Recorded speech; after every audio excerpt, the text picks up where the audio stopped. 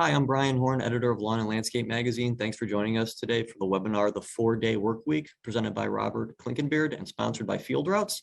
Before we get to Robert, a few housekeeping items. Everyone who registered for the webinar will receive a link via email, and you can access the presentation at any time. It'll be hosted on lawnandlandscape.com.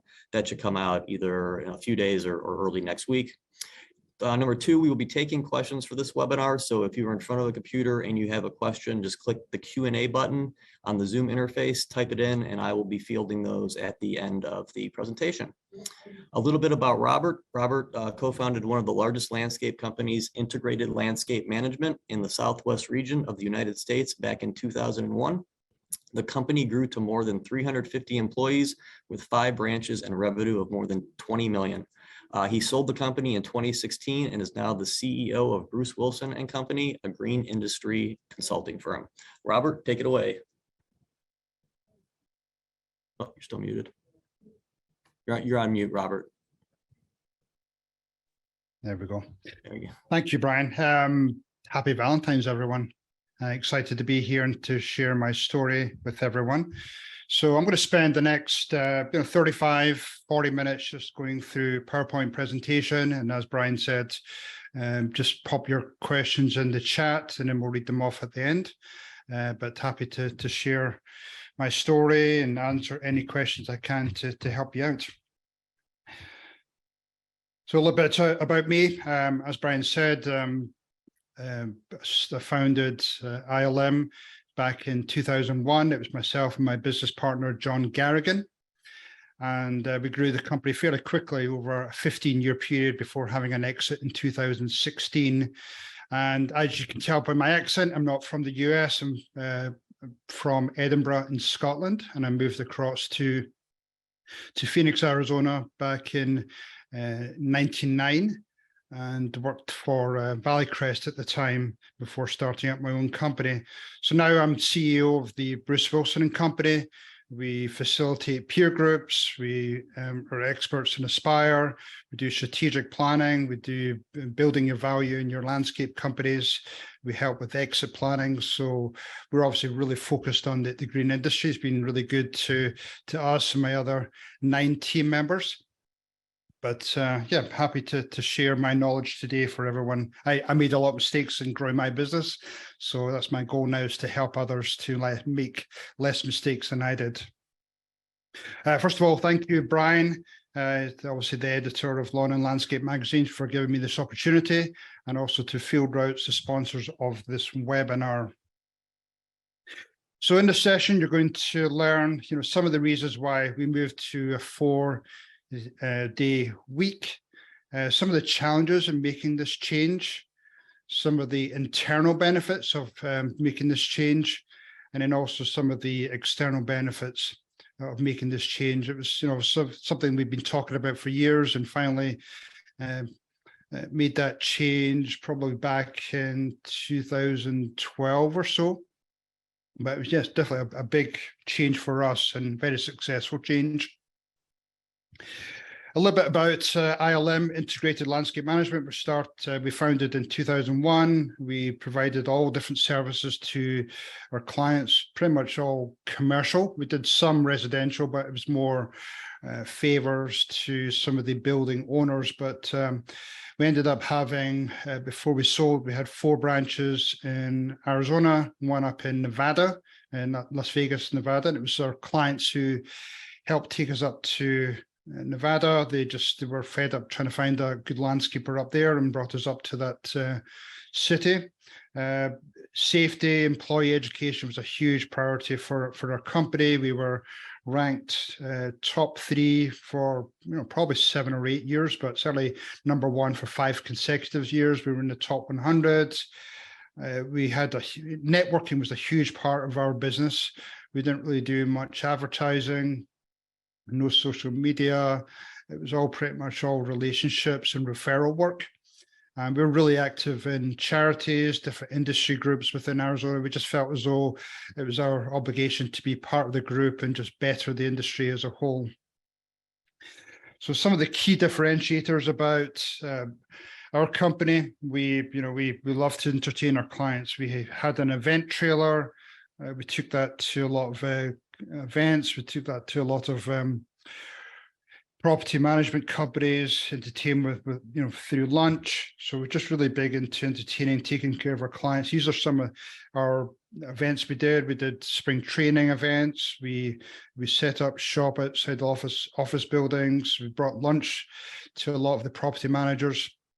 But it was really just great, and to again take care of our clients, and they enjoyed our company and help with obviously getting a lot of work. We sponsored a lot of golf tournaments. So a lot of people would stop probably too much at our holes that we sponsored, just because we like to have fun. And again, we had a lot of food for our clients coming through. And then, as you probably a lot of you saw over the weekend or last week, Phoenix Open, we were part of the Phoenix Open 16th hole. We had a box on the 16th hole. And again, we took care of our clients. We brought a lot of prospects along to that event. So again, that was just part of the way we grew our business so quickly over a 15-year period, and differentiated ourselves through nice trucks. We got everything wrapped, everything looked nice and professional. And you can see some of the signage on the top of the trucks there, so people, when look down on our trucks from their 10th, 15th floor of some of these office buildings, they saw some pretty cool messages there. So that was, again, like the big reasons for our growth of the company, just doing things a little bit differently. We're always trying to stay ahead of the competition. So let's jump into some of the reasons for why we considered changing to a 4-day week. And I think a lot of you can probably relate to this. The lack of labor. We were really struggling with labor, even though we were obviously close to the border. And probably 90% of our workforce were all legal Hispanic workers. We still struggled to, as you're aware, Arizona, Phoenix in particular is a huge growth city, and a lot of competition, a lot of construction there. And it was just something we really struggled. That was our biggest bottleneck to growth, just having available labor. And that was something we struggled with at the time, and continued to struggle for many, many years. We a lot of our equipment, even though we like to have fairly new equipment, we were just so busy that we didn't necessarily have the time to do preventative maintenance and upkeep on a lot of our machinery and trucks. So that was affecting us through downtime, through equipment going down, machinery going down. And it was just a real struggle for us, even though, it just compounded our lack of labor issue, that when crews would go out to the field and suddenly the machines were down within an hour or two of working. So it was just a big challenge to us, and it was starting to, the costs were adding up. And then, we identified that, probably one of our biggest money makers was all the enhancement work. The maintenance contracts were fairly competitive, so fairly tight margins in that. But where we made some of our higher margins or higher profit was doing the enhancement work, like tree work, trimming palms, planting shrubs. Instead of mulch, we used a lot of granite for our properties, and we had a lot of big backlog work. We almost created a sales company where we were really good at selling enhancements on our jobs, but we just couldn't get the work in the ground just because of our lack of labor and some of the other challenges. So here we are, we're doing the maintenance, low margin stuff, and we had this huge backlog of, I think at times, 3 or 4 months of a backlog with this high enhancements work. So that was obviously a challenge to us. And then, a lot of you could relate to this. We had a lot of employees who would call in on Monday morning and just, they had this mysterious illness that seemed to always happen on a Monday morning. So, obviously when that affected our crews going out, our crews were going out either short-handed, or maybe it was a crew leader that called in a driver, that the whole crew would be affected by it. So it was just really challenging for us to try and do any type of routing or any type of commitments we made to our clients. So those are some of the pains that we're going through in growing our company. And then one of the things we realized that, again, because of the amount of work coming in, and we like to keep things fairly tight, a lot of our account managers or management in different divisions were just working super long hours. A lot of our crews would start at, especially in the summer in Arizona, we would start at 4:35 in the morning, and a lot of our managers would be out managing those crews, and then get back in the yard later in the afternoon, and then start working on things like proposals. So a lot of them were working 10, 11, 12-hour days, which was not something that we encourage, but I think they were just so passionate about their job and the company. So we just knew that wasn't a long-term solution, and it's something that we had to address. So we're just really concerned about the burnout of our managers.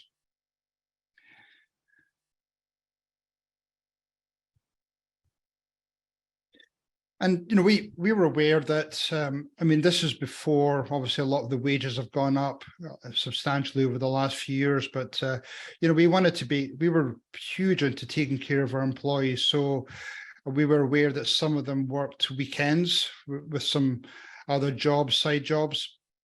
But we wanted to find ways in which, how can we really take care of the key employees and give them opportunities to make a little bit more money through either overtime, working extra hours.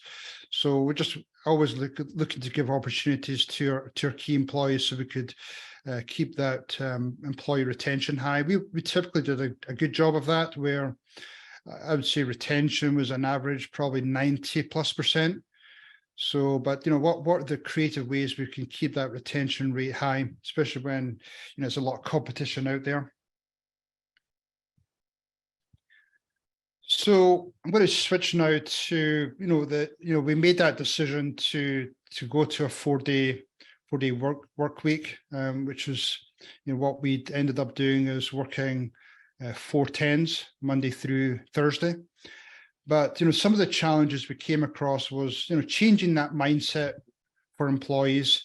I think we found that a lot of people like to have that routine, stick to certain ways, and when there's any type of change, a lot of people get troubled by that. So we spent a long time really just communicating with our employees, just trying to change them, the reason for doing it, the why. I think a lot of companies do struggle with explaining the why. So we did, I think, a pretty good job in trying to get that message out, a couple of months in advance before we were going to make that switch. So that was fairly challenging for us with 5 locations, and then we had, I'd probably say we had 20 to 30 different on-site locations, large HOAs, a lot of sports facilities. We did the Cardinal Stadium. So, we had to basically go out and talk to all these employees in those remote locations to, tell the employees the why we're making that change and the reasons for it and the opportunities that came from that. And so communication was a huge part of it. It was just constant. We talked about it every single week. And then once we got that message across and people to understand why, we started to look at, what are some of the things. We've created a checklist of some of the things we needed to look at, schedules being one of them. We knew that all of our existing schedules were based on a 5-day work week, and we were obviously changing that to a 4-day. So we'd done a really good job up until that point of making sure we had the most efficient routes. We use GPS, we use vehicle tracking, just all the different ways. We looked at what's the best way to, and is it all right-hand turns getting to jobs? Let's avoid all the unnecessary stops. So, we've done a really good job up to that point, and now we'd, thrown everything into the air and say, okay, we're going to change that now to a 4-day work week. So that took a fair amount of time to do that, but the managers spent some time working with the crews, the drivers, just to make sure that we tried to think through everything. And then we finally made that switch. In Arizona, we go from that. There's really only 2 seasons there. You have a cooler winter and then a super hot summer. So we decided to make that switch on April 1st. of that year. So we'd spent through, from February through to April 1st, communicating, planning, look at all the different things that would go against that.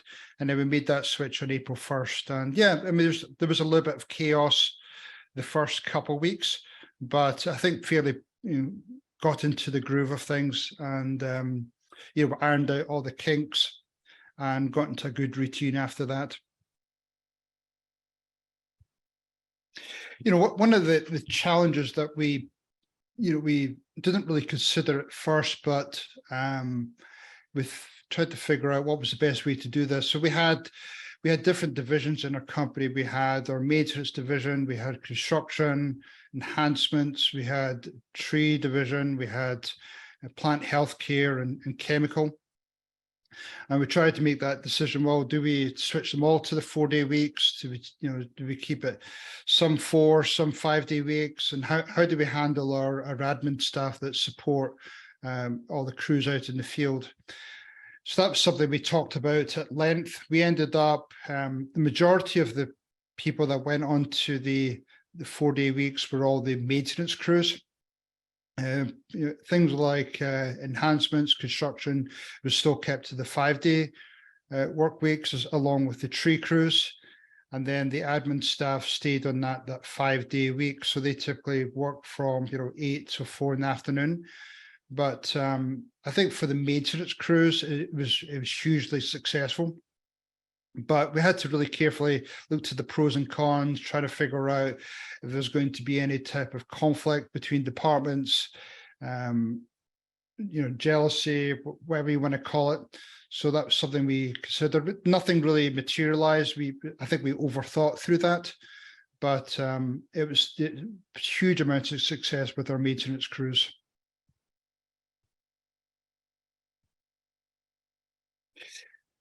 So client responses, this was something that we were unsure to how to handle, because a lot of them had been used to, the crew turns up on, a Tuesday at 9 o'clock or a Wednesday at 3 o'clock.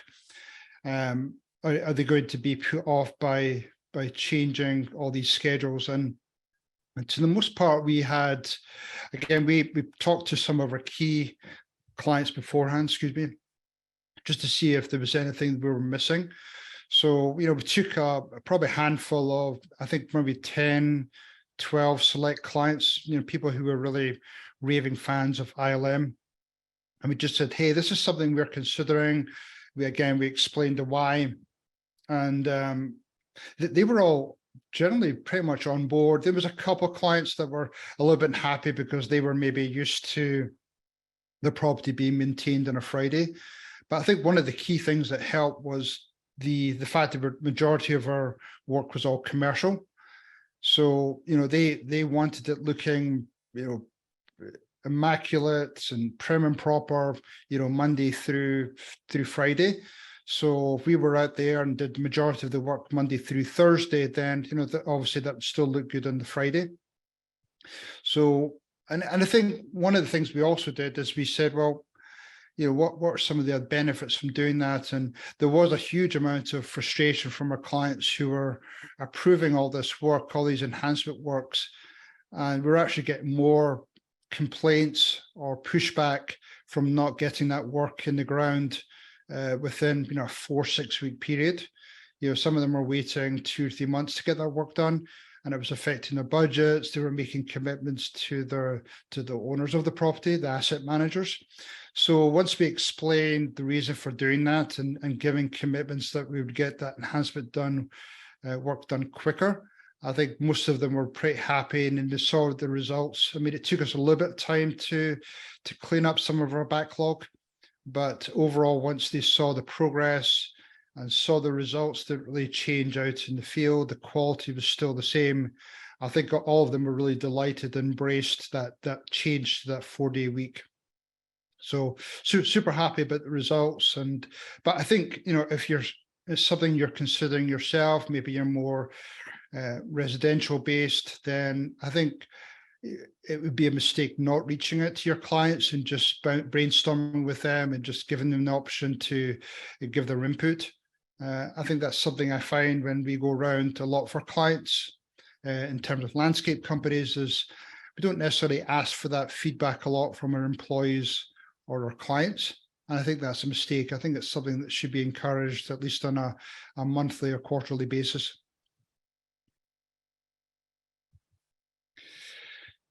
So I'm going to switch now to the internal benefits of making the change. So the account managers, divisional managers, they definitely had more of a flexible work schedule. You know, we had the opinion that, you know, we gave all the tools for our managers to be successful, in that, you know, even before COVID came, we encouraged remote working. We provided laptops to account managers, divisional managers, you know, Wi-Fi or the Wi-Fi cards. So, you know, we've encouraged a lot of them to work, you know, whether it be on a job sites, whether it be nearby coffee shops, as long as the work got done and they reached some of their goals, like selling goals for enhancements. So definitely had a more flexible work schedule, whether they wanted to work the 5 days, whether they wanted to the 4 days and use the 5th day as maybe just rest day. So we left that completely up to the managers to figure out what worked best for them. Obviously encourage them to work less hours, but again, just be more productive, more effective. And again, you could do that through giving them the tools, the laptops, the technology, whether you're using Aspire, whether you're using Boss, give them the software to be successful. And then one of the things, going back to the, you know, the sick times where people calling in Monday mornings, you know, if we did have any slippage at the beginning of the week with, you know, crew members not turning up or crews not being able to service jobs, or maybe even if it was weather related, then we had that flex time on a Friday to be able to catch up on some of that maintenance work that either got slipped earlier in the week, or maybe they needed a bit more attention, or maybe it was weather related. We had to push that. So Fridays was that nice time to catch up on the maintenance work. And that was hugely successful. We have found just to have that flex time there really beneficial to the clients internally, with the employees being able to catch up on some of their hours. And then, as I mentioned earlier, that the enhancements, being able to catch up on that enhancements backlog and be able to execute and get some of that enhancement work executed on and the work done, and be able to build that enhancement work. A lot of our enhancement work was in that 50, 60, maybe even 70% gross margin. So be able to put that work in the ground and be able to bill for it in a lot quicker cycle, it just hugely improved our cash flow and just made the company overall a lot healthier, a lot more profitable. And, you know, ultimately our clients were really happy about getting the work done.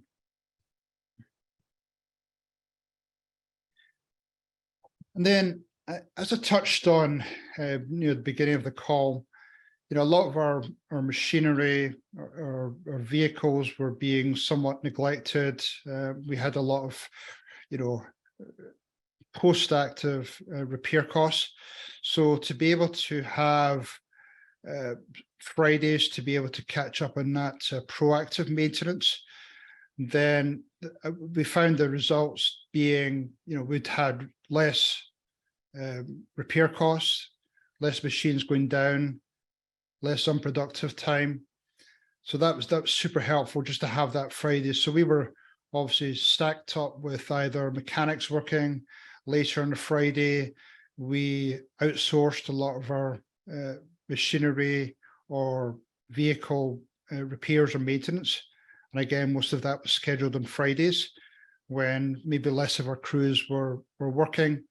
So we had a lot more flexibility there with just working that 4-day work week, and Friday would be that catch up for maintenance, repairs, enhancements.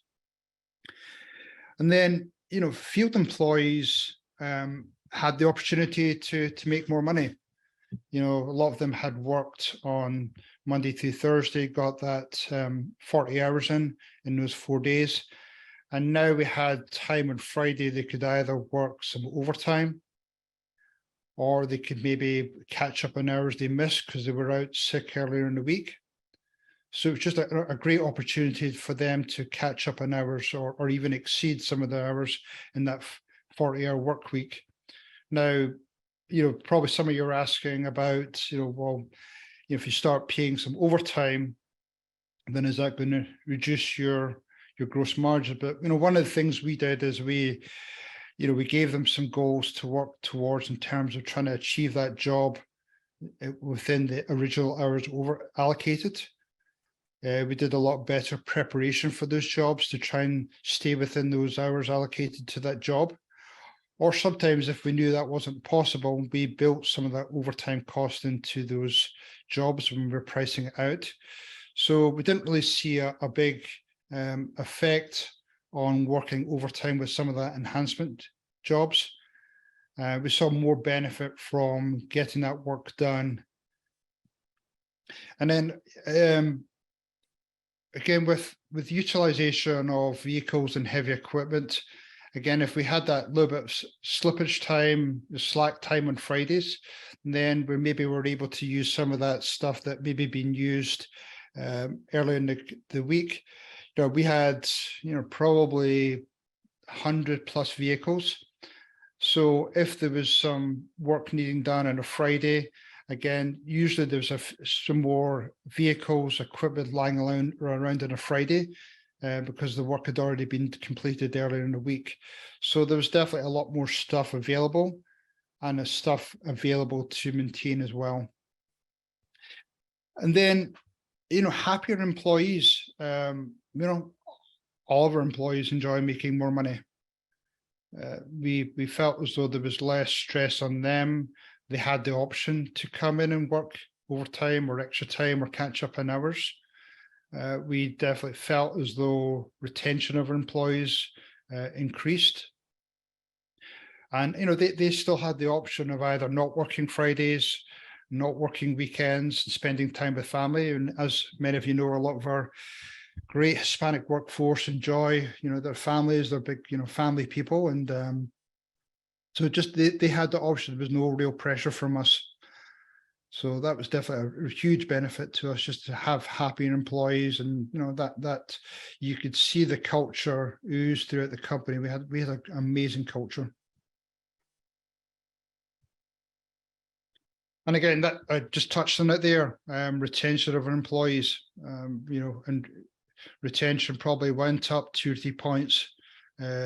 What they even talked about was even attracting, referring other of their friends and family to join our company. We had an increased in employee engagement. When people are a little bit less stressed, we give opportunities for people to step up and get involved in projects. As I said earlier, we were really big on trying to give educational opportunities for employees. So I think between either educational opportunities or working on larger projects or complex projects, then I think you did get a better engaged employee.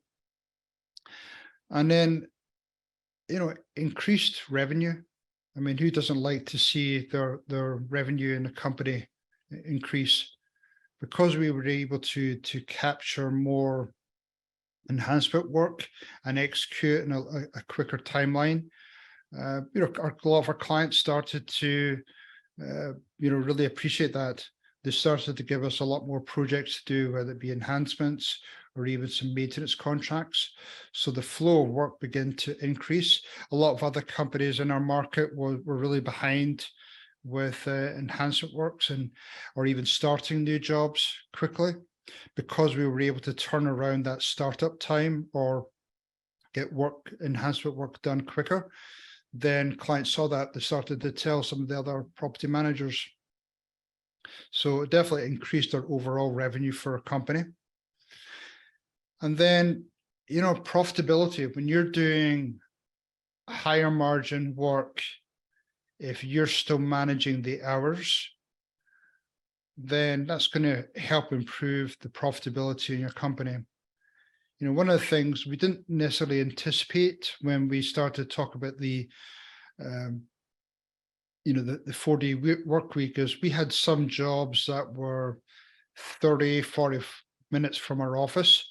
And if they didn't complete that work, you know, if they were an hour or two shy, a lot of the time they would travel back to the office and then go back out the next day. So you think about having a 3, 4, 5-man crew, you're going back and forward 3, 4 times. So we encourage them to stay a little bit later, work that 10 hours, maybe even 11 hours that day to get the work done. So it reduced their windshield time. And there's so many benefits with that. Either with profitability, reducing fuel, better quality in the jobs. So there's so many things that help towards becoming a more profitable company. And again, I've talked about this several times, but just being able to execute and have that higher capability to execute on that higher margin work, again, is huge for us. We took a lot of time when we started to get some job costing software to analyze the profitability of all of our different segments of maintenance work, whether it be doing industrial, commercial, retail, industrial, all that work. We were able to carefully analyze the profitability and all that type of work to see what type of work we wanted to target. But it's the same with enhancements. We were able to figure out which of the enhancement work was the most profitable for us. So that job costing software was huge to us. So some of the external benefits. So this is basically I'm thinking through the eyes of the client here. Better quality of maintenance work. We didn't see any downside with our maintenance work. Again, if we have less windshield time and the guys are able to spend a little bit less time driving, then we saw some benefits with the quality of maintenance. And as I talked about earlier, when you have that slippage at the early part of the week, people calling in sick or weather, then a lot of the time, we would skip the remaining part of that work and clients would be unhappy. So the fact to be able to put that full allocation of hours on the job would again get that quality up.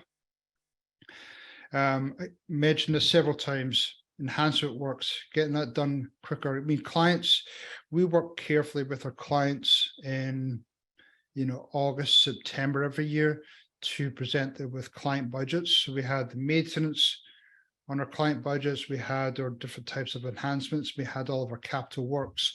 So we worked really hard in trying to spend as much of the client's budget on landscaping. They had demand from all these other different vendors, but we were getting our clients to sign off on a lot of our enhancement work by the end of the year. So if we were unable to execute on that work in which the months that we had proposed, then that was a challenge to them because they were having to do some variance reports or just to justify why that spend went into a month or 2 months after they had proposed.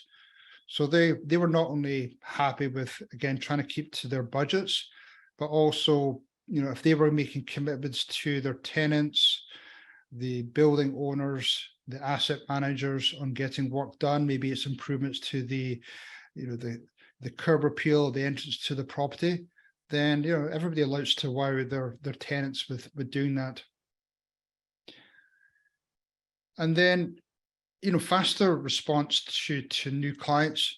So as I mentioned earlier, because we were getting such a good reputation to be able to turn around work pretty quickly, we started to get more and more new clients coming to us. So if we were able to say to clients, hey, we could start your maintenance contract in 15 days, 20 days, 30 days max, they were really happy to hear that, because all of the challenges they had with their previous contractors, there was a lot of frustration there. So if we were able to get onto the job sites quicker and be able to do a quick cleanup, then again, kept those clients, those tenants happier.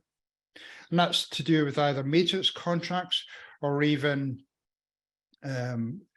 cleanups and jobs. We used to do a lot of empty lot cleanups in Phoenix to stop that fire hazard there. So we were able to respond and get some of that work done within 2 or 3 weeks. Then, they were obviously pretty happy about that compared to maybe they've been sitting in a queue for a month or two. And then, just that external eye, just being able to think outside the box. I think just it's nice to be able to, I don't know, just think a little bit differently in how to be able to execute work. So we were just always trying to think ahead of our competition, just be a bit more creative. If we had a bit more free time, or our managers were a little bit burnt out, and now they were being freed up, so they were able to just be able to take care of our clients a little bit more.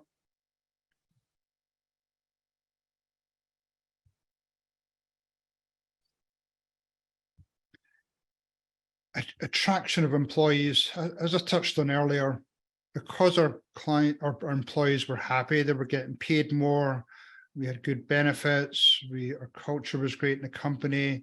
Because we were making a bit more money, we were able to do a lot of company events, either externally or internally. We would have ice cream days for employees. We would have, there was one year we rented a whole carnival for all of our employees and our families. So we had, 400 or 500 people there. So because of those types of things and the way we looked after employees, it really helped to fill that bench with new employees coming in. So we had a great referral program, and we had a queue of people every single week trying to be part of our company. We provided nice uniforms. You saw the trucks that I showed earlier with everything wrapped. So all those types of things really make you stand out in the crowd within our market. So we effectively, used destination company a lot because we wanted people to join our company. We wanted people to come and, spend the rest of their working career in a company. We had some great benefits. We had, great vacations. Because coming from Europe, we tend to be a little bit, easier with providing vacation to our employees. So a lot of our employees stayed there for many, many years. So we wanted to become that destination company. We provided healthcare opportunities, 401k. So there were just a lot of things to attract our employees, but also help to retain them. And, I think that helped with our overall image or brand or reputation in the company. And those are almost like some of the unintended consequences was, because we were able to take care of our employees, take care of our clients, executing the work, have great quality, then it just improved our brand. We got a great reputation outside of the Arizona and up in Nevada. So just helping that brand recognition was huge to ILM.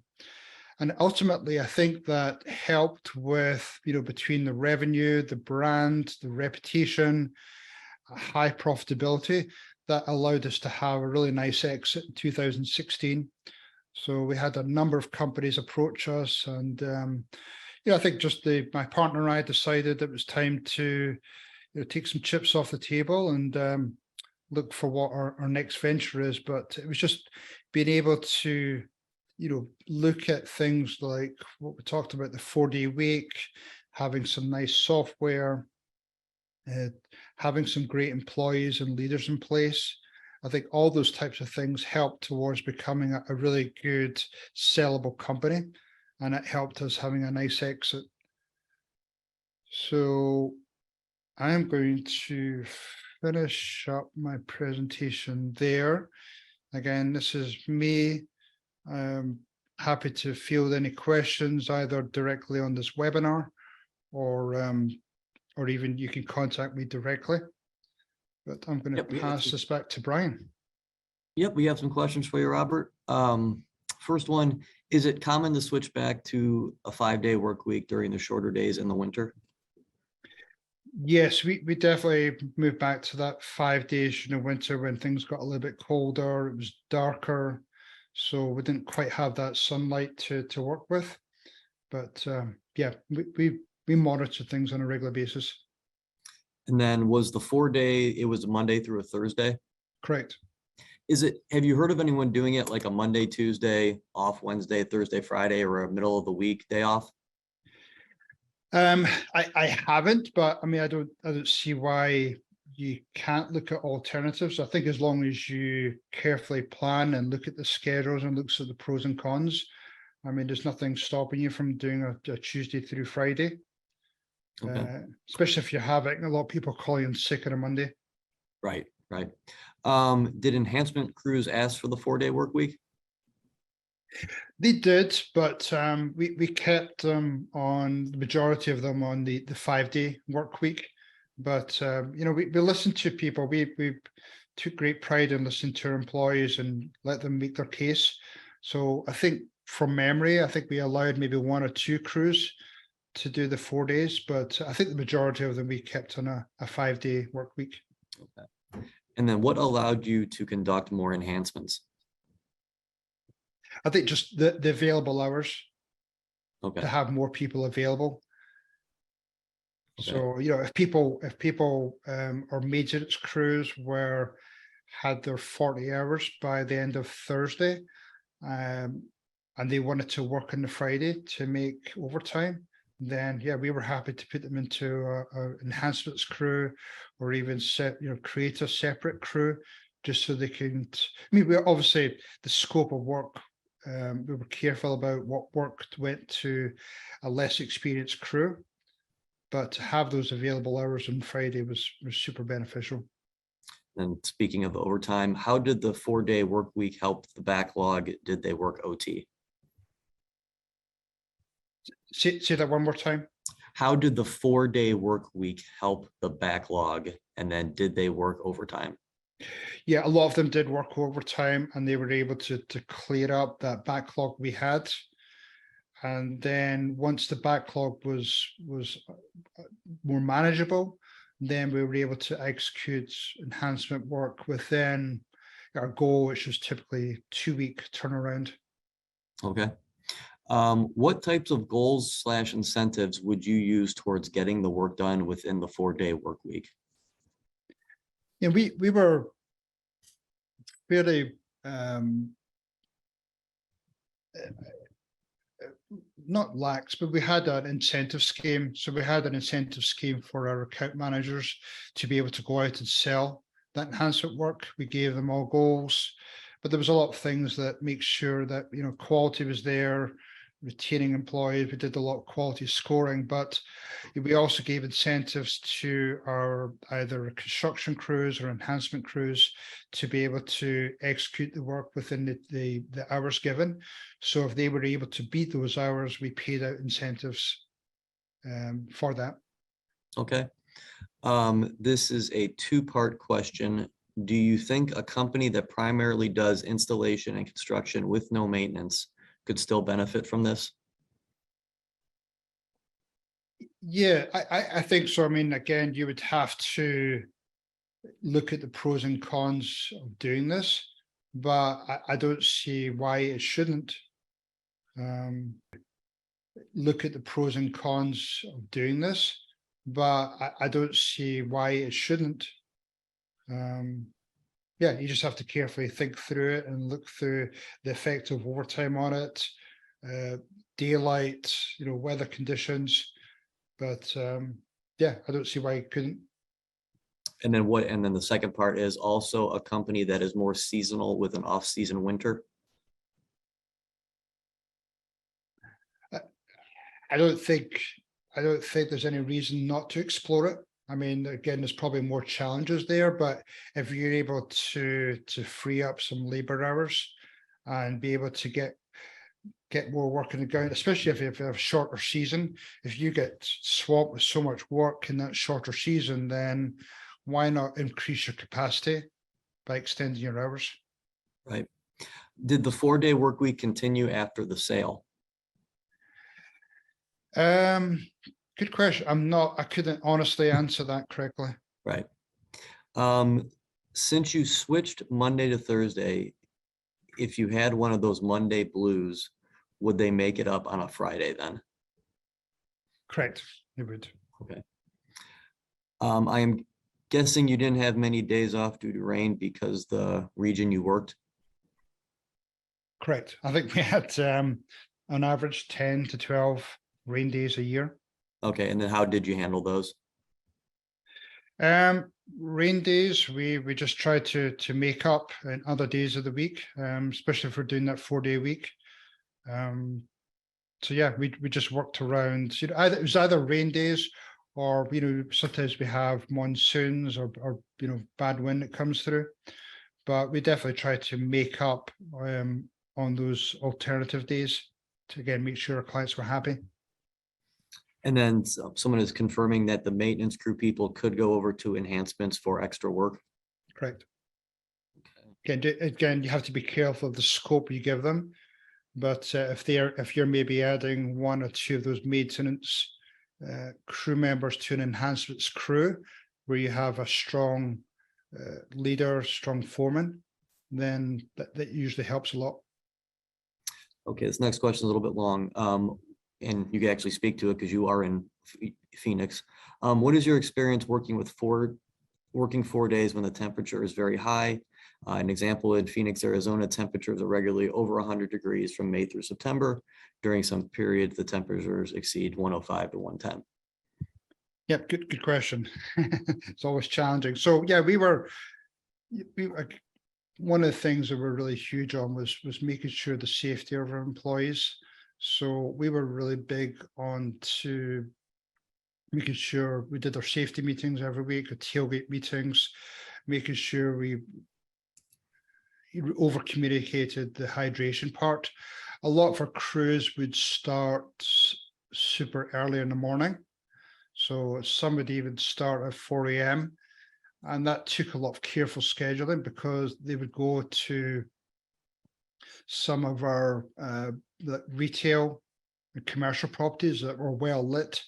So they were able to still work in parking lots that were well lit and not have any safety issues there.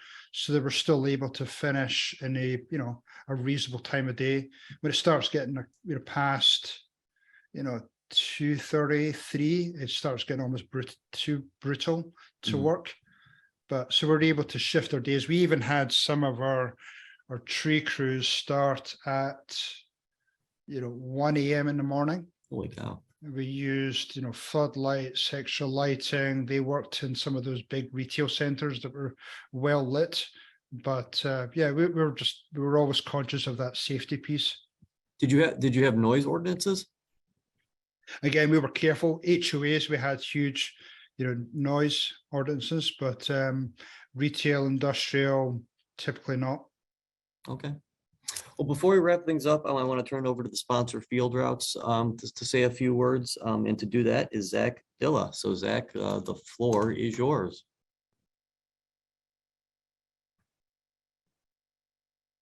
Thanks, Brian. I can't start my video. Oh, here it goes. Hey, everyone. I want to thank Lawn and Landscape, Brian, Robert, all of you guys for hosting this webinar today. I'll keep things brief here. Just a quick overview on Field Routes. We're a cloud-based mobile software provider for field service businesses. We can help automate aspects of operations, spanning from office management, route optimization, payment processing, those kinds of things that can help streamline operations and increase your revenue, kind of like Robert discussed today. You can see my presentation here. We just have some of the review sites, Capterra, G2. You can see some of our current ratings on those review sites in case you're looking for a software, whether you have one currently or not. We were founded in 2012. We have over 1,700 field service clients that are using us every day. One additional thing I want to bring up before we close, we do have a promotion going on right now where we're offering 4 months free on our operations suite. I will drop a link in the chat here that gives you a direct web link where you can go in, fill out a form or some additional information, and we can set up a call and talk with you guys about that as well. That's running until the end of February. We're giving away a free solo stove, as well as 4 months free on our Operation Suite through February. So if you're interested, definitely capitalize on that opportunity that's going on right now. And thanks again to you guys for hosting this. Great, thanks, Zach. So that concludes the webinar today. Robert, appreciate all your time in presenting today. Zach, thank you for sponsoring. And like I said in the beginning, there will be a link sent out here within the next few days with the full presentation with slides. That'll be in your inbox soon, and it will be on lawnandlandscape.com anytime. So Robert and Zach, again, thank you, and everyone have a great day.